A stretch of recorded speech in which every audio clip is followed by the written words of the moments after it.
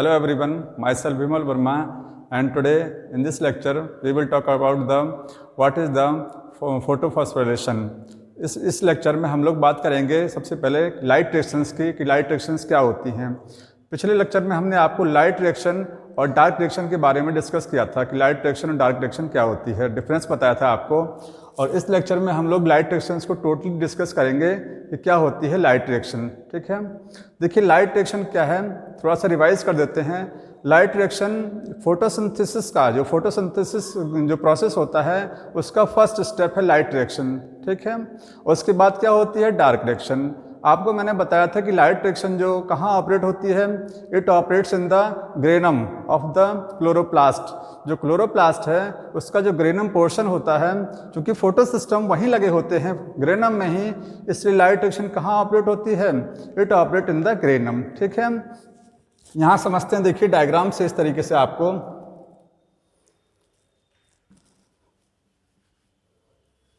देखिए ये क्लोरोप्लास्ट का थैलेकॉइड मेम्ब्रेन है। जो क्लोरोप्लास्ट होता है, ठीक है, क्लोरोप्लास्ट में थैलेकॉइड मेम्ब्रेन होती है। This is the one thylakoid of the chloroplast. ठीक है, यहाँ पर फोटो सिस्टम आपको लास्ट लेक्चर में डिस्कस किया था कि फोटो सिस्टम लगे कहाँ होते हैं। तो फोटो सिस्टम आपको फोटो सिस्टम के टाइप्स बताए थे PS1 एंड PS2। ठीक, PS1 आपको कहाँ बताया था, PS1 present in the non appressed region and PS2 present in the appressed region of the granum. ठीक है, जैसे ये this is the one thylakoid, यहाँ पर नीचे दूसरा थैलेकॉइड लगा होगा, ऊपर भी दूसरा थैलेकॉइड यहाँ लगा होगा। तो यहाँ पर देखिए, यहाँ PS ये जो लगा हुआ है पोर्शन, यहाँ पर क्या होगा PS सेकंड, यहाँ PS सेकंड होगा, क्योंकि यहाँ इस थैलेकॉइड से जब दूसरा थैलेकॉइड क्लोज कॉन्टेक्ट करेगा तो दोनों के क्लोज कॉन्टेक्ट के बीच का जो एरिया है यहाँ PS सेकंड लगा होगा। मीन्स PS सेकंड कहाँ बताया था आपको, it present in the appressed region. जहाँ पर दो थैलेकॉइड मेम्ब्रेन आपस में एक दूसरे को आकर के टच करती हैं उसको क्या बोलते हैं, एप्रेस्ड रीजन। और थैलेकॉइड मेम्ब्रेन का जो फ्री पार्ट होता है, मीन्स थैलेकॉइड मेम्ब्रेन का वो पार्ट जो किसी से कॉन्टेक्ट में नहीं होता, वहाँ क्या लगा होता है PS1। तो यहाँ क्या लगा होगा, PS1 यहाँ लगा होगा। ठीक है, ये आपको लोकेशन मैंने पिछले लेक्चर में आपको डिस्कस किया था। इस लेक्चर में हम लोग क्या डिस्कस करेंगे, लाइट रिएक्शन के बारे में डिस्कस कर रहे हैं। तो लाइट रिएक्शन देखिए फिर से रिवाइज करते हैं थोड़ा सा। लाइट रिएक्शन कहाँ होती है, ग्रेनम में ऑपरेट होती है। ये ग्रेनम है, इसमें ग्रेनम की थैलेकॉइड है, यहाँ लाइट रिएक्शन ऑपरेट होगी। ठीक है, लाइट रिएक्शन के लिए क्या नेसेसरी है, light is necessary for the light reaction. ठीक है, लाइट रिएक्शन में क्या बनता है, क्या प्रोडक्ट है, तो लाइट रिएक्शन में क्या बनेगा, in the light reaction ATP का फॉर्मेशन होगा एंड NADPH2 का फॉर्मेशन होता है। ATP एंड NADPH2 ये चीज़ें लाइट रिएक्शन में बनेंगी, जो कि क्या है, these are the reducing powers. और साथ में फोटोलिसिस ऑफ वाटर भी होगा। लाइट की प्रेजेंस में वाटर टूटेगा लाइट रिएक्शन में, मीन्स ऑक्सीजन यहाँ पर रिलीज होगी। ठीक, तो लाइट रिएक्शन में क्या बनेगा, ATP बनेगा, NADPH2 बनेगा, और फोटोलिसिस ऑफ वाटर के थ्रू क्या बनेगा, O2 रिलीज होगी। ये लाइट रिएक्शन का प्रोडक्ट होता है। ठीक है, और आपको बताया था मैंने लाइट रिएक्शन में जो रिड्यूसिंग पावर ये बनती है, यही रिड्यूसिंग पावर जो कि आगे डार्क रिएक्शन जब चलेगी, स्ट्रोमा में चलेगी, तो स्ट्रोमा में डार्क रिएक्शन में यही रिड्यूसिंग पावर कार्बन डाइऑक्साइड को कार्बोहाइड्रेट मीन्स ग्लूकोज में रिड्यूस करने का काम करेंगे। ठीक है, देखिए इसके बाद में सबसे लाइट रिएक्शन के कितने टाइप्स होते हैं, तो लाइट रिएक्शन के बेसिकली 2 टाइप्स होते हैं, non cyclic photophosphorylation and cyclic photophosphorylation. ठीक है, पहला क्या होता है, नॉन साइक्लिक फोटोफॉस्फोराइलेशन, दूसरा क्या है, साइक्लिक फोटोफॉस्फोराइलेशन।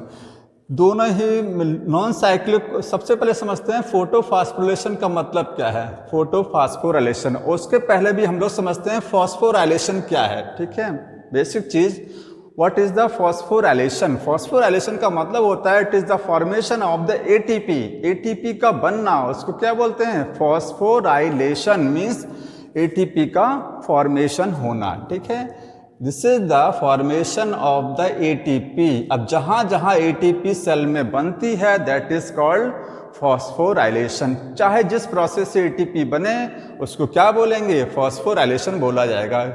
ये 3 टाइप्स हैं फॉस्फोराइलेशन के, इसको हम लोग यहीं डिस्कस कर लेते हैं, क्योंकि आगे रेस्पिरेशन वाले चैप्टर में भी इसको पढ़ेंगे तो थोड़ा सा आप लोगों को कन्फ्यूजन होता है, तो यहीं डिस्कस कर लेते हैं।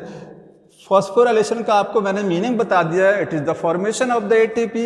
एटीपी कितने तरीके से बनती है, तो हम लोग पहले समझते हैं कि ये जो चैप्टर पढ़ रहे हैं हम लोग फोटोसिंथेसिस वाला, तो फोटोसिंथेसिस में भी एटीपी बनता है। और एटीपी फोटोसिंथेसिस में कहाँ बनता है? It form in the light reaction. Light reaction में एटीपी बनता है, जो हम लोग पढ़ रहे हैं, ठीक है। तो लाइट रिएक्शन में जो एटीपी बनती है, क्योंकि लाइट रिएक्शन में लाइट इज नेसेसरी, लाइट की प्रेजेंस में अगर एटीपी का फॉर्मेशन हो रहा है तो उसको क्या बोलेंगे? Photophosphorylation. Means it is the formation of the ATP in the presence of the light, ठीक। क्योंकि फॉस्फोराइलेशन का मतलब क्या हुआ? Formation of the ATP.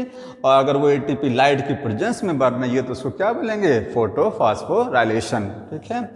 इसी को क्या बोलते हैं? ये लाइट रिएक्शन में ऑपरेट होता है। फोटोफॉस्फोरेशन कहाँ होता है? इन द लाइट रिएक्शन, ठीक है, जिसको हम लोग डिस्कस करेंगे।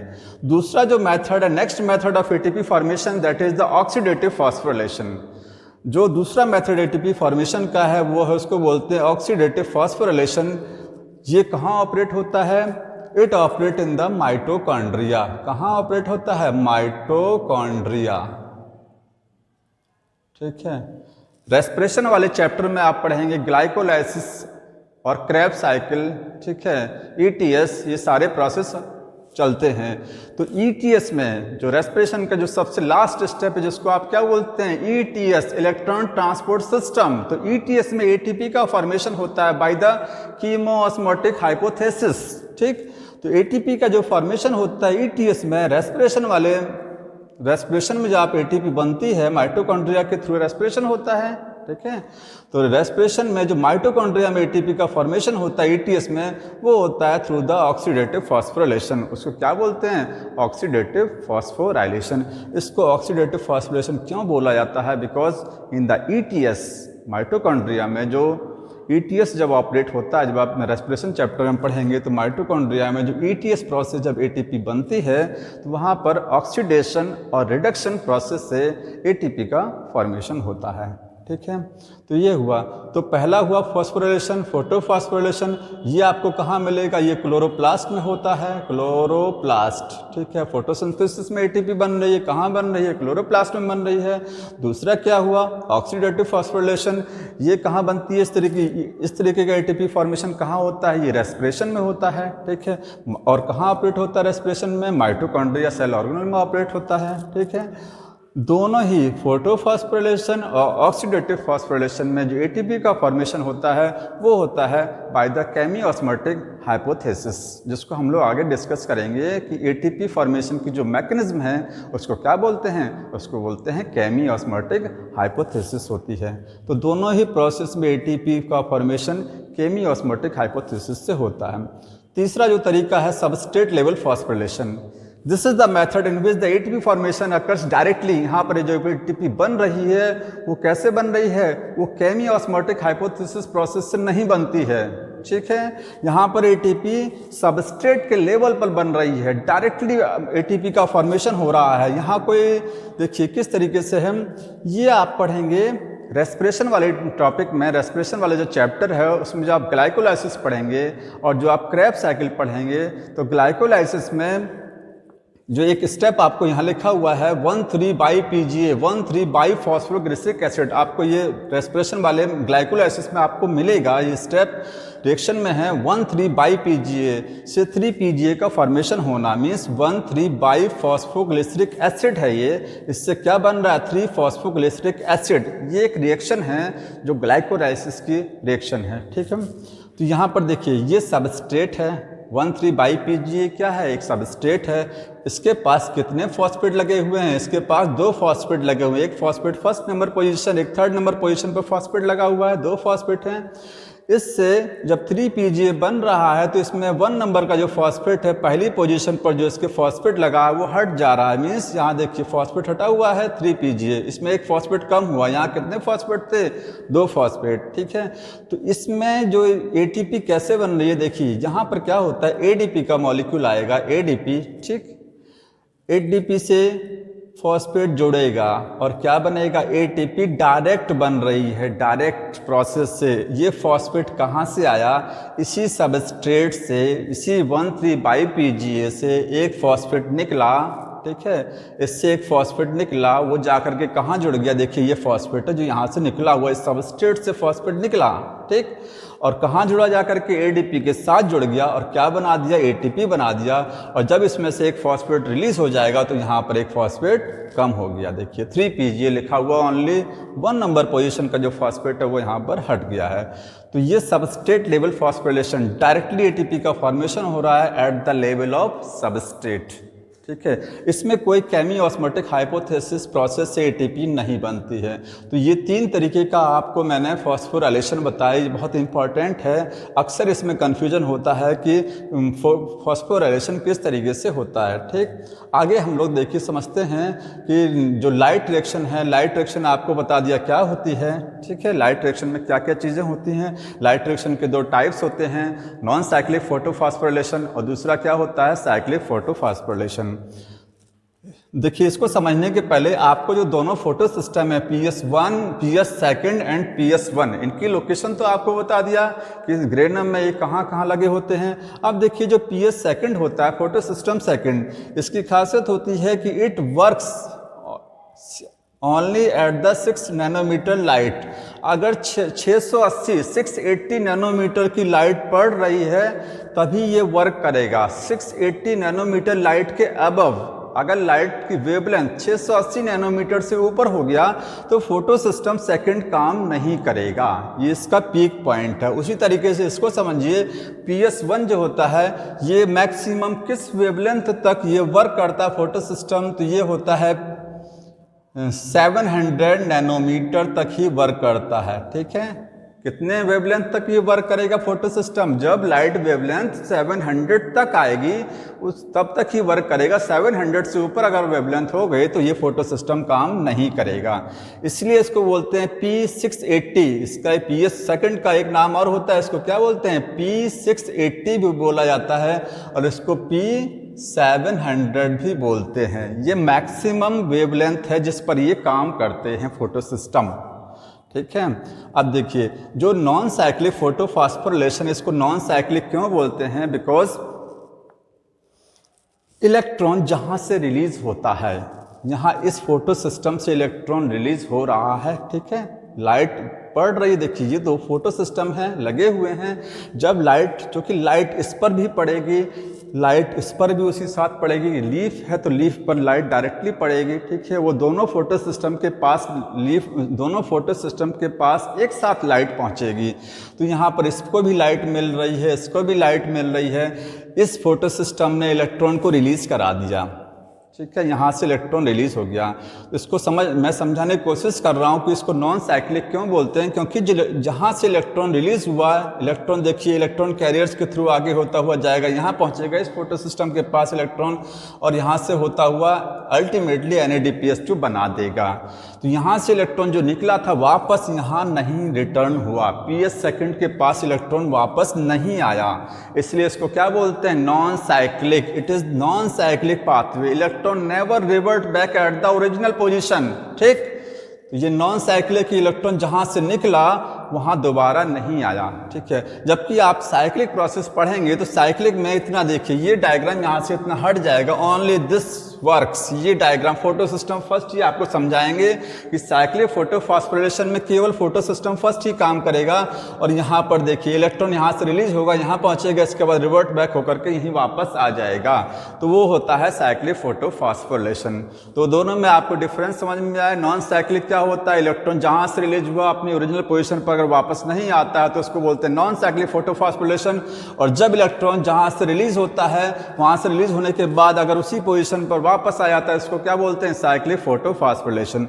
दूसरा डिफरेंस क्या है देखिए, नॉन साइक्लिक फोटोफॉस्फोरिलेशन में दोनों फोटो सिस्टम काम करेंगे, PS2 एंड PS1 दोनों काम करेंगे, ठीक। जबकि जब साइक्लिक फोटोफॉस्फोरिलेशन चलेगा तो उसमें एक ही फोटो सिस्टम काम करेगा, PS1, PS2 वर्क नहीं करता है। अब ऐसा क्यों होता है कि नॉन साइक्लिक फोटोफॉस्फोरिलेशन में दोनों फोटो सिस्टम काम करते हैं जबकि साइक्लिक फोटोफॉस्फोरिलेशन में ओनली PS1 जो है फोटो सिस्टम में यही काम करता है। ऐसा इसलिए होता है, अगर लाइट की वेवलेंथ देखिए, अगर लाइट की वेवलेंथ 680 नैनोमीटर तक की है, if the light wavelength which falls on the leaf is up to 680 nanometre तक की अगर लाइट पड़ रही है लीफ पर, तो चूंकि दोनों फोटो सिस्टम काम करेंगे। 680 वेवलेंथ तक ये भी काम करेगा, क्योंकि इसका जो पीक पॉइंट होता है वर्क करने का वो क्या होता है 680 नैनोमीटर तक का होता है। ऐसे ही ये भी वर्क करेगा, क्योंकि इसकी मैक्सिमम लिमिट कितनी है 700। ये 700 तक की लाइट पर भी काम कर सकता है। अब चूंकि 680 नैनोमीटर तक की लाइट पड़ रही है, तो 680 नैनोमीटर की लाइट जो है वो 700 के बिलो है, ठीक है। इस 700 के बिलो वेवलेंथ है, इसीलिए ये फोटो सिस्टम फर्स्ट भी काम करेगा, ठीक। फोटो सिस्टम सेकंड क्यों काम करेगा, क्योंकि मैक्सिमम जो लिमिट है 680 तक की लिमिट है, उस पर काम करेगा। 680 तक की लाइट आ रही है, ये भी काम करेगा। और चूंकि ये 700 तक काम करता है, तो 700 के बिलो है लाइट है, तो उस पर ये भी काम करेगा। तो जो नॉन साइक्लिक फोटोफॉस्फोरेशन कब ऑपरेट होता है, जब लाइट वेवलेंथ कितनी आती है मैक्सिमम 680 नैनोमीटर। 680 से भी नीचे अगर लाइट की वेवलेंथ है तब भी दोनों काम करेंगे, क्योंकि दोनों की रेंज में ये लाइट आएगी, ठीक। आगे देखिए, साइक्लिक फोटोफॉस्फोरेशन कब वर्क करेगा, जब लाइट की वेवलेंथ 680 से ऊपर की हो जाती है, मीन्स 681, 682, ठीक है। 685 वेवलेंथ नैनोमीटर की अगर हो जाएगी, तो ये वाला फोटो सिस्टम काम नहीं करेगा, क्योंकि इसका बॉर्डर लाइन क्रॉस हो जाता है। ये 680 तक ही काम करता है, लाइट वेवलेंथ 685 नैनोमीटर की आ रही है, अब ये काम नहीं करेगा। तब कौन सा काम करेगा, 700 वाला काम करेगा, ठीक है। तो 680 से लेकर 680 के ऊपर की अगर लाइट वेवलेंथ हो जाएगी, तो पीएस फर्स्ट ही काम करेगा, क्योंकि ये 700 तक काम करता है। समझ में आ रहा है। तो ये तब क्या होगा, तब चलेगा साइक्लिक फोटोफॉस्फोराइलेशन, ठीक। आगे देखिए, अब समझते हैं कि नॉन साइक्लिक फोटोफॉस्फोराइलेशन क्या है। आपको बता दिया नॉन साइक्लिक की डेफिनेशन क्या है। दोनों फोटो सिस्टम लगे हुए हैं। लोकेशन फिर से एक बार देख लीजिए। देखिए यहाँ पर ये थाइलेकोइड की मेम्ब्रेन है। थाइलेकोइड की मेम्ब्रेन जो कि क्या है, क्लोरोप्लास्ट के अंदर लगी होती है। यहाँ पर पीएस सेकंड यहाँ पर होगा, पीएस सेकंड जो कि ये अप्रेस्ड रीजन में होता है। पीएस फर्स्ट यहाँ पर होगा, पीएस फर्स्ट ये नॉन अप्रेस्ड, यहाँ से कोई पार्ट टच नहीं करेगा किसी मेम्ब्रेन का। बीच पीएस फर्स्ट और पीएस सेकंड, ये जो आपको डायग्राम दिखाई दे रहा है एसएस डायग्राम, ये लगा कहाँ होता है, ये थाइलेकोइड मेम्ब्रेन में दोनों फोटो सिस्टम लगे हुए हैं, ठीक है। ये वैरायटी ऑफ फोटो सिस्टम है, ऐसा नहीं होता कि दो ही फोटो सिस्टम होते हैं। फोटो सिस्टम के टाइप्स हैं, ये PS1 और PS2 जो हैं, ये क्या फोटो सिस्टम के टाइप्स हैं। कई फोटो सिस्टम लगे होंगे इनके। तो दो टाइप के फोटो सिस्टम है। दोनों फोटो सिस्टम के बीच में डिफरेंट इलेक्ट्रॉन कैरियर्स लगे होते हैं। यहाँ पर इलेक्ट्रॉन कैरियर्स बीच में लगे होते हैं, क्योंकि यहाँ से इलेक्ट्रॉन यहाँ तक मूव होना है। पीएस सेकंड से इलेक्ट्रॉन कहाँ जाना है, PS1 पर जाना है।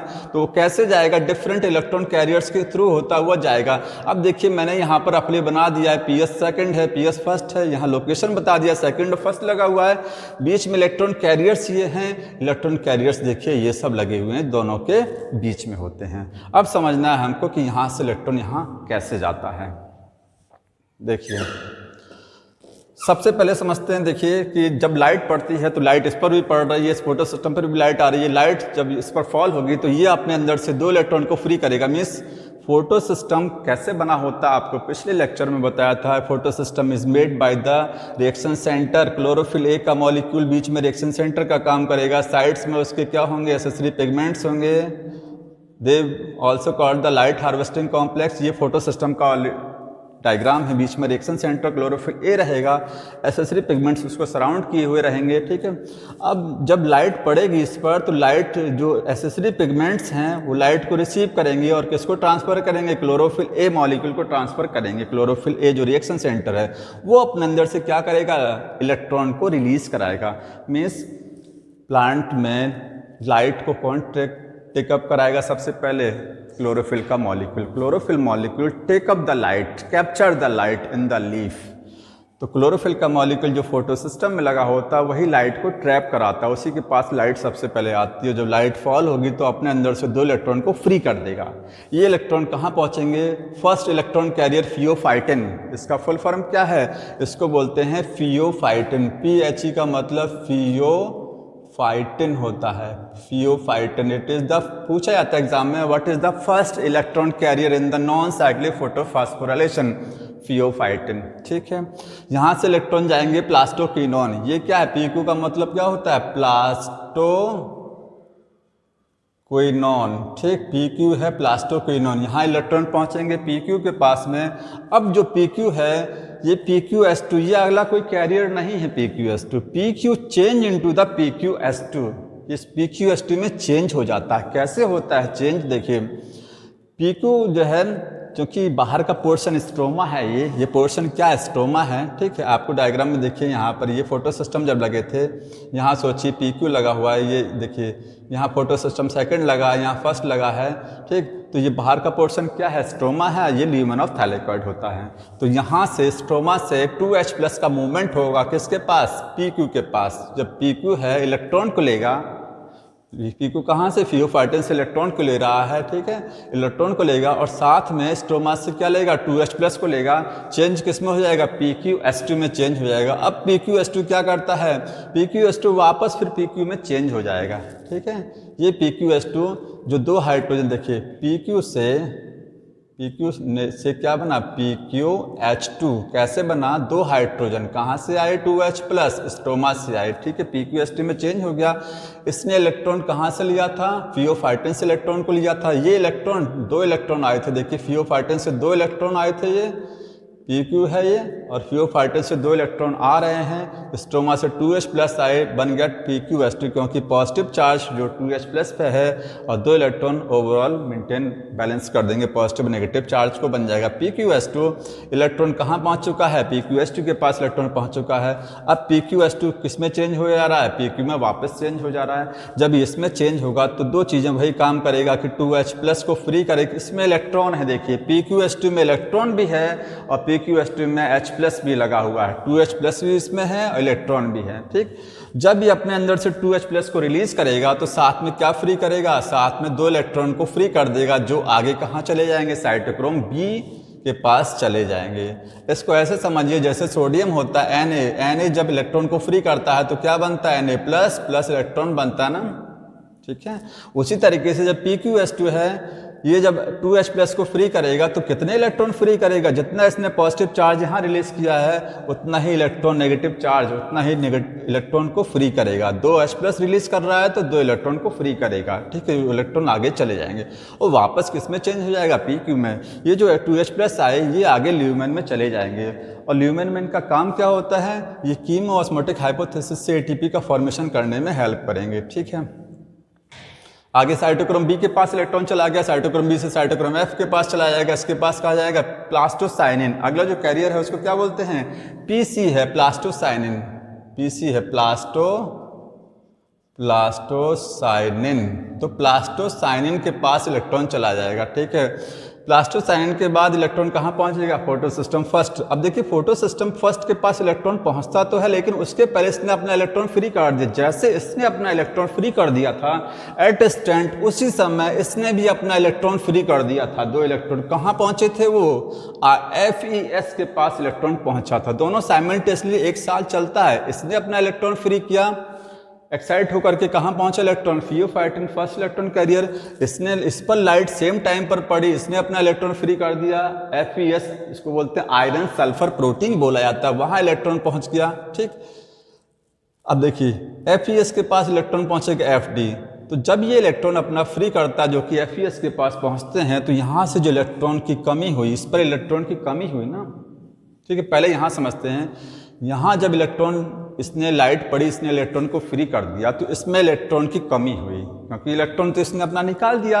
अब इसको इलेक्ट्रॉन कहाँ से मिलेगा, कहीं से रिसाइकिल होके तो आ नहीं रहा है। अगर रिसाइकिल होकर के आता तो साइक्लिक हो जाता। इसको इलेक्ट्रॉन कहाँ से मिलेगा, इसको इलेक्ट्रॉन मिलता है फोटोलिसिस ऑफ वाटर। जो H2O का मॉलिक्यूल होता है, H2O जब ये ब्रेक करता है तो 2H+ और प्लस हाफ O2 क्या बनेगा, 2H+ प्लस हाफ O2, ठीक है। 2H+ लिखा हुआ है प्लस हाफ O2, ठीक। तो H2O का मॉलिक्यूल ब्रेक करेगा, 2H+ प्लस हाफ O2 बाद में O2 में कन्वर्ट हो जाएगा।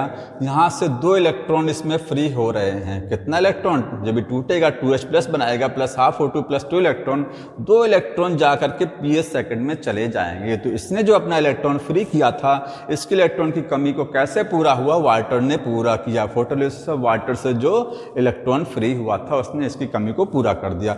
ऐसे ही इसने जब इलेक्ट्रॉन अपना फ्री किया, आयरन सल्फर प्रोटीन पर पहुंचा तो इसके इलेक्ट्रॉन की कमी को किसने पूरा किया? इधर से जो इलेक्ट्रॉन आ रहा है, देखिए ये इलेक्ट्रॉन फोटो सिस्टम सेकंड से जो इलेक्ट्रॉन आ रहा है डिफरेंट इलेक्ट्रॉन कैरियर्स के थ्रू, तो इसके इलेक्ट्रॉन की कमी को इसने पूरा किया जो यहाँ से इलेक्ट्रॉन आ रहा है। समझ में आया? दोनों की इलेक्ट्रॉन की डेफिशिएंसी कैसे पूरा हुआ। अब यहाँ से इलेक्ट्रॉन पहुँचा यहाँ पर FeS पर, FD पर पहुँचेगा, FD पर जो इलेक्ट्रॉन पहुँचेगा तो NADP प्लस और 2H प्लस, देखिए NADP प्लस हैं जो कि सेल में क्लोरोप्लास्ट में मौजूद रहेंगे, स्ट्रोमा में 2H प्लस है। ये 2H प्लस कहाँ से आएंगे? स्ट्रोमा पोर्शन से आएंगे। स्ट्रोमा में 2H प्लस ये प्रोटॉन है, 2H प्लस स्ट्रोमा से लेगा, NADP प्लस स्ट्रोमा से क्या लेंगे? 2H प्लस लेंगे, दोनों मिलकर के क्या बनाएंगे? NADPH2। लेकिन ये बनेगा कैसे NADPH2? जब तक 2 इलेक्ट्रॉन नहीं आएंगे, जब तक FD से 2 इलेक्ट्रॉन इस NADPH2 के पास नहीं आएंगे तब तक ये नहीं बनेगा। तो ये 3 चीज़ें NADP प्लस 2H प्लस जो स्ट्रोमा से आता है प्लस 2 इलेक्ट्रॉन जो यहाँ से आ रहे हैं, सब मिलकर के क्या बना देते हैं? NADPH2। ठीक है, तो NADPH2 का फॉर्मेशन यहाँ कंप्लीट हो जाता है। अब देखिए आगे यहाँ पर है ये जो नॉन साइक्लिक फोटोफॉस्फोरिलेशन था, नॉन साइक्लिक फोटोफॉस्फोरिलेशन आपको मैंने बता दिया इसको नॉन साइक्लिक क्यों बोलते हैं। यहाँ पर जो नॉन साइक्लिक में ATP का फॉर्मेशन किस तरीके से होता है वो समझते हैं हम लोग कि कहाँ पर ATP बनती है।